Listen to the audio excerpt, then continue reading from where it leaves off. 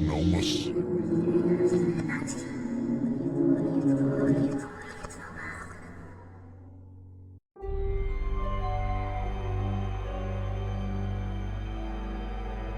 Estos hechos sucedieron en Linares, Nuevo León.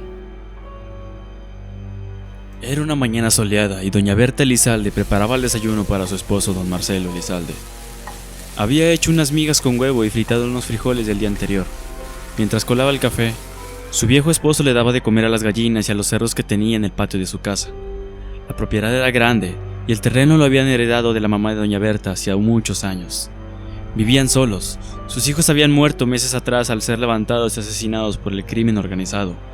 Muy a pesar, sabían que sus hijos habían andado en malos pasos y su cruel destino fue producto de sus malas decisiones.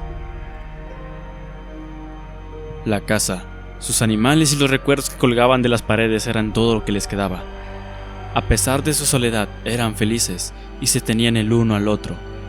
Casi 50 años de feliz matrimonio lo confirmaban, y esa mañana, como todas las mañanas, era la misma rutina y el mismo desayuno. Por la tarde, irían a comprar víveres en una tienda local y alimentos para sus animales. En eso pensaba doña Berta cuando entró de improviso su esposo. Estaba agobiado por el calor y se bebió un vaso de limonada. En tanto se sentó en la mesa y comenzó a hojear el periódico. La señora le sirvió el café, y mientras le colocaba el azúcar, el señor se acordó que no había alimentado a Chelelo, un viejo pitbull que había sido de su hijo y le tenía mucho aprecio. Doña Berta le terminó de servir las migas y los frijoles, indicándole que ella lo haría, así que tomó la comida del perro y salió a un cobertizo donde estaba la casita del can. Mientras jugaba con él, escuchó que a lo lejos se acercaban unos vehículos. Eran varias camionetas de modelo reciente que se estacionaron afuera de su propiedad. De ellos se bajaron varios hombres, unos bien vestidos con uniformes bordados de algunas compañías y logos del gobierno, además de varios líderes ejidales, cuyo aspecto rememoraba a aquellos jefes mafiosos de antaño. Mientras discutían entre ellos, algunos tomaban fotos de la propiedad, otros tomaban medidas y otros hablaban sobre dónde colocarían una estación de gas y servicio para los ejidatarios y sus ostentosas camionetas. Doña Berta, mirando toda aquella escena con extrañeza, con pequeños pasos se acercó a lo que parecían ser los líderes de aquella multitud, y con una voz muy tranquila les preguntó qué se les ofrecía. Aquellos hombres, haciendo alarde de su prepotencia y mirando con desprecio a la frágil anciana, le dijeron que venían a tomar posesión de la propiedad, ya que uno de sus hijos había empeñado la palabra y los terrenos para pedir un dinero que les debía. Con su muerte, la deuda no había sido saldada, y venían a reclamar los terrenos, de tal suerte que tenían que firmar unos documentos para que les dieran una compensación y cederle los derechos. La señora no era fácil de disuadir ni amedrentar. Se plantó frente a ellos y, sabiendo que todo era una argucia para despojarla a ella y a su marido de la propiedad, les dijo que las deudas de su hijo se las había llevado a la tumba y que no firmaría nada, que le hicieran como quisieran. Los hombres, burlándose, se dieron a media vuelta y algunos otros comenzaron a entrar a la propiedad. Cuando esto sucedió, doña Berta corrió a la casa mientras Chelelo ladraba frenéticamente al ver a los intrusos en el terreno. Pasaron unos minutos y, abriendo la puerta de la cocina violentamente, salió don Marcelo con rostro iracundo, armado con un machete, profiriendo insultos a diestra y a siniestra. El odio que había en sus ojos y su puño blandiendo el machete de forma amenazadora hizo que los hombres salieran rápidamente del terreno y se pusieran alerta. El anciano desató al perro y este corrió a la cerca para ladrarles. Se acercó y amenazó a todos diciendo que cualquiera que cruzara lo mataría sin tentarse el corazón. El contingente sorprendido lo miró y se dieron cuenta que hablaba en serio. Decidieron mejor retirarse y, entre risillas burlonas, miraron a don Marcelo y le lanzaron una advertencia. Si no quería problemas, tenía que salirse de su casa cuanto antes. No habría más advertencias. Los hombres subieron a sus vehículos y se marcharon. Luego del episodio amargo, los viejos se quedaron agobiados y pensaron que todo aquello era un error. Aún así tratarían de arreglar el asunto en el pueblo. Tenían sus papeles, y aunque debiendo algunos prediales, no era como para sufrir un despojo. Quizá su hijo firmó algo, pero la propiedad les pertenecía genuinamente a ellos. Esa misma tarde, fueron con un notario en el pueblo y les dijo que todo estaba en orden, que esa gente no podía despojarlos, y que sería mejor interponer una demanda para que no les molestaran. Esa noche regresaron a su casa más tranquilos y continuaron con su rutina. Don Marcelo todas las noches amarraba a los animales y se aseguraba que las gallinas estuvieran todas en su corral.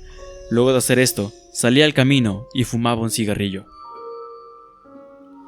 Mientras miraba las estrellas, escuchó de pronto un ruido que provenía del camino.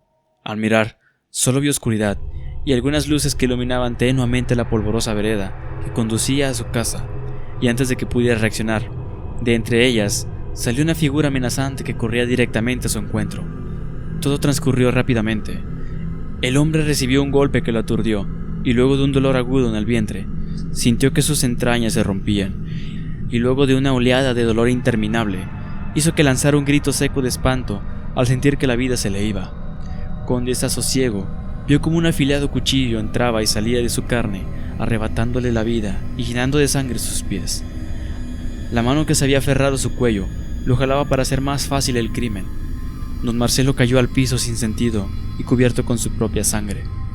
Los animales habían sido los únicos testigos del asesinato de su amo. Chelelo comenzó a ladrar al ver la sombra del criminal meterse a la casa con intención de matar a doña Berta, la cual momentos antes había sentido un golpe en el pecho, como presintiendo la muerte de su amado esposo. Se levantó de su cama, apenas escuchó los ladridos del perro y notó que alguien estaba intentando abrir la puerta. Corrió apenas vio por un ventanal que la persona que intentaba forzar la puerta se dirigía a la parte trasera de la casa y sin temor fue al cobertizo para desatar a Chelelo. Luego de hacerlo, vio como el perro se perdía en la oscuridad y luego los ladridos se convirtieron en gruñidos, luego en silencio. El perro había sido asesinado. Doña Berta Elizalde sintió que la sangre se le helaba y un torrente de sentimientos de angustia y pena la recorrió de pies a cabeza al ver el cuerpo de su tendido esposo en la calle, iluminado con la lámpara de un poste. Corrió angustiada y gritando el nombre del señor caído. Al llegar, la escena era dantesca. Su amado esposo y compañero estaba tendido en el piso, lleno de sangre y con varias puñaladas por todo su cuerpo. Pero lo más horrible fueron sus ojos. Estos no estaban. Le habían sido arrancados y tenía las cuencas vacías. Derrumbándose por un lado del cuerpo de don Marcelo, comenzó a llorar quedantemente hasta que los llantos fueron gritos de gran dolor. Luego de un rato, arrastró el cuerpo de su marido hasta la sala de su casa, donde se dispuso a velarlo. La mujer estaba devastada. Ahora estaba velando a su infortunado marido en la sala de su casa, completamente sola, con los recuerdos de una vida que le habían sido arrebatados. Permanecía sentada viendo fijamente el cadáver tendido en un petate y rodeado de 4 cirios negros. No había avisado a nadie, ni a la policía, ni a los conocidos. Decidió enterrar a su marido en el patio junto al árbol de higos. Un par de lágrimas rondaban sus mejillas. Así permaneció hasta la madrugada, y cuando por fin reaccionó, doña Berta se levantó de su silla, limpió sus lágrimas y su mirada ahora dura y ajena a los sentimientos. Arrastró el cuerpo hasta el árbol y empezó a cavar el agujero con sus pocas fuerzas. Cuando por fin cavó lo suficiente, echó los restos de don Marcelo y lo enterró. Se dirigió a su cuarto y abrió un gran baúl antiguo que había sido de su madre, donde guardaba aún más recuerdos y cosas de valor. Sacó una caja de madera de caoba cerrada con un gran candado. Al abrirla, dentro había unos objetos muy raros y siniestros. Eran pequeños amarillentos huesos y pedazos de cirio negro, una daga flamígera con la hoja hecha de marfil y un libro negro forrado en piel de animal.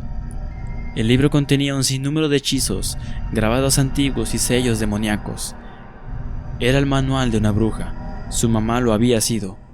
Le había pertenecido a ella. La mamá de la señora Berta había sido una bruja muy poderosa que había llegado a México y a la región como refugiada de tierras lejanas en Europa del Este, trayendo consigo sus tradiciones y costumbres, pero además sus creencias y prácticas en la brujería. Al morir, le heredó el libro y algunos conocimientos a doña Berta, que lejos de practicar con esas artes obscuras, se limitaba a saber los peligros que implicaban, además de no querer consumir su vida como lo había hecho con su madre. El precio del conocimiento y el poder era alto, y ahora ya no tenía nada que perder. En su mente solo cabía un pensamiento: vengar la muerte de su esposo. Tomó los cirios que había iluminado el ataúd de don Marcelo, dibujó sobre el piso un círculo con símbolos antiguos, se desnudó y entró en él, recitando unos llamamientos en lenguas extrañas que resonaron en la habitación, cuyo ambiente se tornó oscuro y sofocante. El conjuro no era algo simple, era una práctica de alta magia cuya finalidad era invocar al mismo Satanás y poseer al cuerpo de la persona que estuviera dentro del círculo, para pedirle cualquier cosa a cambio del alma. Cuenta la leyenda que la anciana tuvo éxito y frente a ella, en medio de una humereada pestilente, se le apareció el Señor de las Tinieblas, preguntándole qué deseaba. A lo que doña Berta solo respondió: «Quiero que mueran los que mataron a mi esposo». Días después, las autoridades llegaron a la casa de don Marcelo y doña Berta por una denuncia anónima. Pensaron.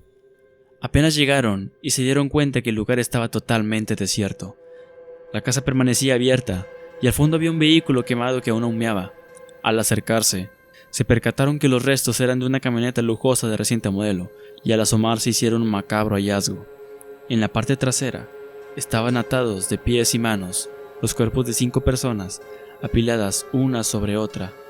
Estaban desnudas y presentaban huellas de tortura. Pero lo más inquietante fue que a todas se les había extraído los ojos de forma violenta, arrancados de sus cuencas. Al revisar por la propiedad, hallaron la tumba de don Marcelo, el cual estaba semienterrado con algunos dedos saliendo de la tierra. Al acercarse a la entrada de la casa, vieron que la puerta estaba semiabierta, y luego de revisar, decidieron entrar para investigar. Fue una sorpresa hallar a doña Berta Elizondo, sentada en una mecedora. Estaba tranquila y sonreía levemente mirando fijamente a los agentes, los cuales se alertaron al ver que la anciana estaba cubierta de sangre. En su mano empuñaba el machete que había sido de don Marcelo y que estaba apoyado de punta en el piso. Un pequeño charco de sangre lo rodeaba, pero quizás lo más horroroso era el collar de ojos que colgaba de su cuello. Eran 10 órganos que estaban entrelazados con mecate y le servían de collar para la anciana. Esta sonreía tranquilamente y en unos instantes, antes que los agentes pudieran preguntar algo, cerró sus ojos y murió. Su corazón se detuvo, dejando muchas dudas a las personas que estaban en el lugar. Con el tiempo y las investigaciones, determinaron lo que había sucedido en aquella propiedad. Todo era increíble y horroroso. Habían quedado muchas preguntas, las cuales no tuvieron una respuesta convincente. Se determinó que todo había sido producto de un ajuste de cuentas del crimen. Luego de la muerte de los ancianos, el Estado reclamó la propiedad y se formó la leyenda. Que cierta o no, no deja de ser inquietante. Si te gustó el video, dale like y compártelo con tus amigos. Suscríbete si eres nuevo en el canal. Y aprovechamos este momento para enviar saludos a algunos de nuestros suscriptores. Perla Rodríguez Valdés, Zairita, Yarit Andrade, Patricia Estrada, Juan Pablo, y como sea que se pronuncie el usuario de nuestro querido amigo. No olvides comentar para salir en el próximo video. Mi nombre es Carlos Lozano y espero y puedas dormir. Esto es Leyendas de Monterrey.